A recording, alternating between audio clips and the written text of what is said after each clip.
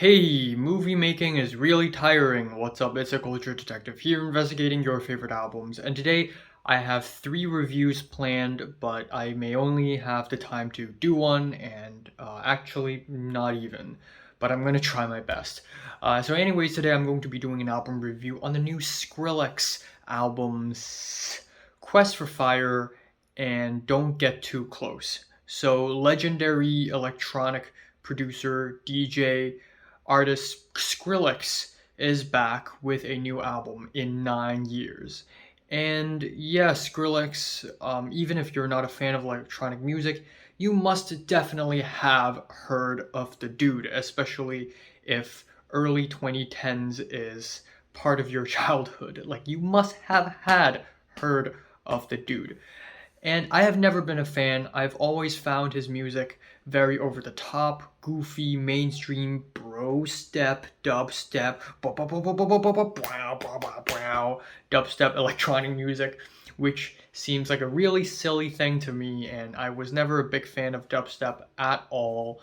But Skrillex, for some reason, especially not only Skrillex, but especially for artists who are who are artists that I keep hearing about in the early 2010s, and then I hear them now. I almost have a newfound appreciation for them. Like, yeah, maybe their music wasn't as great, but I still respect them, and I'm still curious how will they continue on making music. Artists like Adele, Rihanna, and freaking oh shoot, I forgot her name. Something Levine, right? Not Adam Levine, Avril Lavigne, Bruno Mars. People like them are also people that I think, yeah, they're from the olden days of the early 2010s, but I'm still curious what sort of music they still got left in them. And one of the artists is Skrillex, and he released two studio albums this time around. One is Quest for Fire, and the other is Don't Get Too Close. And let's review the first one first. So, Quest for Fire, kind of a fire album. Actually, you know what? Actually, it's not bad. So let's talk about the tracks that I like first. Leave Me Like This, the album opener, has the catchy dance beats, the quick, immediate vocal loops, and the dubstep parts of the track actually hit really hard. It's not your average, basic, cliche, stereotype build up and then drop YouTube outro type of dubstep. No, this type of dubstep is intricate, smart, fast, quick paced, catchy, full of ups and downs, and it actually hits really, really hard.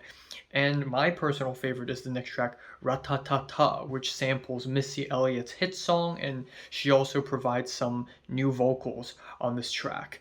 And the sampling is so exhilarating and fun, and the beats are so metallic and chunky. I love the speedy keyboards, I love the clickety jittery percussion. It's so full of energy, and I really like it. I also really like the track Rumble with the deadpan rap performances. Killers in the Jungle. There's Killers in the Jungle. There's something very skeletal and stylish about the track that's really nice.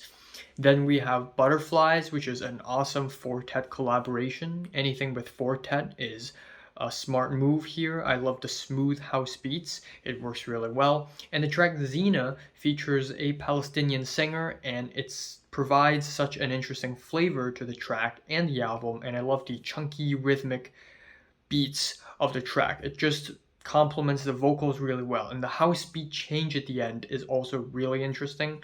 Too Bizarre featuring Sway Lee, while yes, this track goes for a more mainstream style, I think in contrast with other tracks on the track list, the bassy drops and the bubbly sweet production is such a great compliment.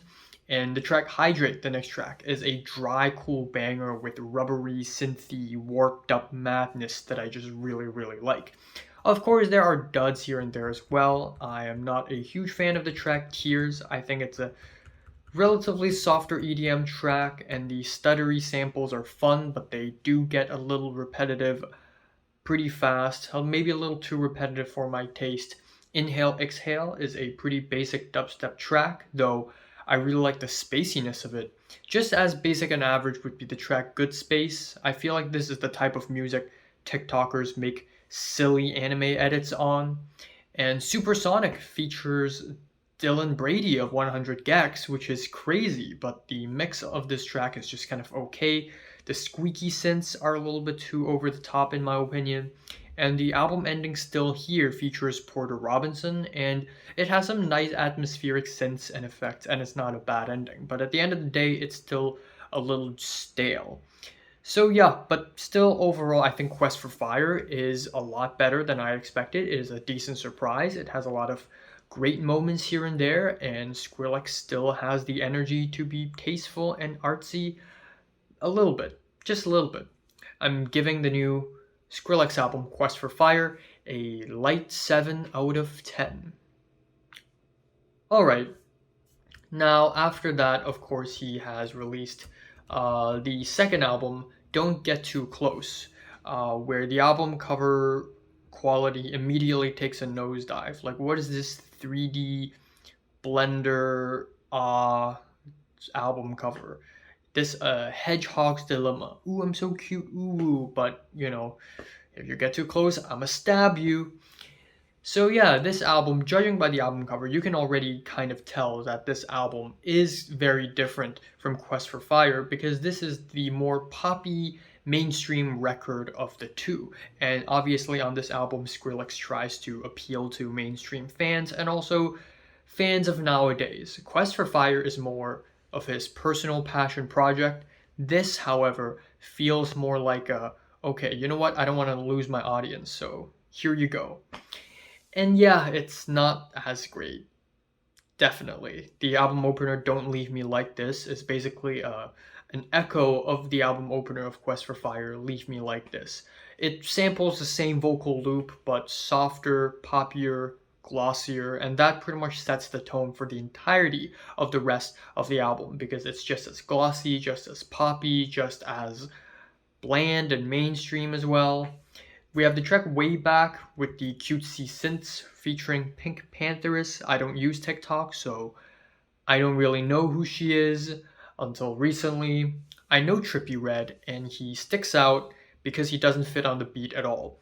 We have the track Selecta with the danceable, groovy house beats and the solid vocal performances, which is really, really nice, but the track is just, in comparison with everything else, the track just gets really stale.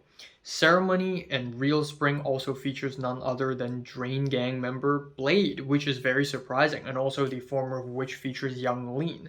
And that's freaking awesome. I love how futuristic and blissful these tracks are, but these tracks at the end of the day feels more like a Blade song than an actual Skrillex song. He is undermining his own style to appeal to more mainstream and conventional audiences.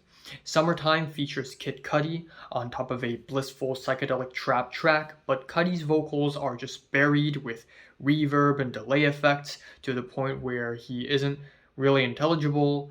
And then we have Bad For Me, which is a very basic, drab, Latin flavored trap rap, and also the rap bars are just pretty awful, especially with the meow meow bars, which are kind of dumb. And then we have 3AM, which is a dumbed down, hyper energetic trap EDM track with children's vocals.